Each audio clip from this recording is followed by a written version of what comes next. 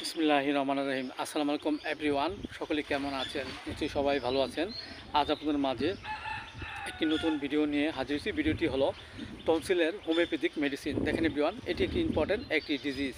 আমাদের মানবদেহে বড় জীবের গোড়ার দিকে আলজিবের দুই পাশে দুটি গ্রন্থি থাকে। এই দুটি গ্রন্থি যখন ফুলে ওঠে তখন আমাদের মাঝে টনসিলটির সমস্যাটি দেখা দিতে পারে।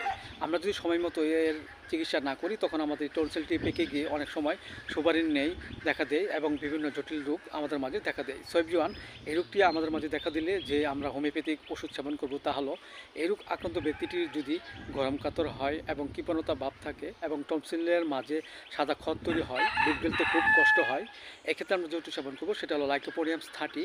আমরা 2 ফোঁটা করে সকাল বিকাল 2 বার সেবন করতে পারি।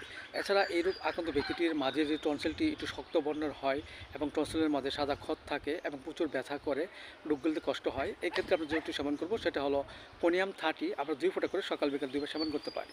এছাড়া আমাদের মাঝে কিছুদিন আগে যদি কোনো টনসিল ভালো হয় এবং পুনরায় আবার জন্মায় এবং টুক গিলতে খুব কষ্ট হয়, প্রচুর ব্যথা করে, এক্ষেত্রে আমরা যে ওষুধ সেবন করবো সেটা হলো ফাইটোলক্ষা মাদার। আমরা 4 ফোঁটা করে সকাল বিকাল 2 বার সেবন করতে পারি। এছাড়া এই রোগ আক্রান্ত ব্যক্তিটির যদি বড় জীবের গোড়ার দিকে যদি গ্রন্থটি যদি ফুলে যায় এবং প্রচুর ব্যথা করে এবং চিরকমারা ব্যথা থাকে, এক্ষেত্রে আমরা যেটা সেবন করবো সেটা হলো বেলাডোনা 30। আমরা 2 ফোঁটা করে সকাল বিকাল 2 বার সেবন করতে পারি। পাশাপাশি আমাদের হোমিওপ্যাথিক যে বায়োকেমিক বড়ি ফার্ম পাওয়ার 6 4টি করে বড়ি চিবি হালকা গরম পানি সহ আমরা সকাল বিকাল 2 বার সেবন করতে পারি।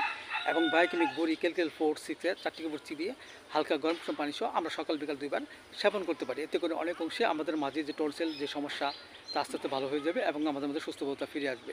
এবং পাশাপাশি আমরা যে পথ্য হিসেবে যা গ্রহণ করতে পারি, আমরা অবশ্যই যখন আমরা কোনো কিছু খাবো বা সেবন করব তখন অবশ্যই আমরা হালকা গরম পানি করব এবং সবসময় ঠান্ডা না লাগে এবং সেই জন্য আমরা গলাটা বেঁধে রাখবো। এতে করে আমাদের মাঝে যে টনসিল যে রোগটি দেখা দিতে আস্তে আস্তে ভালো হয়ে যাবে এবং আমাদের মধ্যে সুস্থতা ফিরে আসবে। সো এভরিওয়ান, ভিডিওটি ভালো লাগে অবশ্যই আপনারা লাইক দিবেন, সাবস্ক্রাইব করবেন এবং কমেন্টস করে জানতে পারেন। Thank you so much.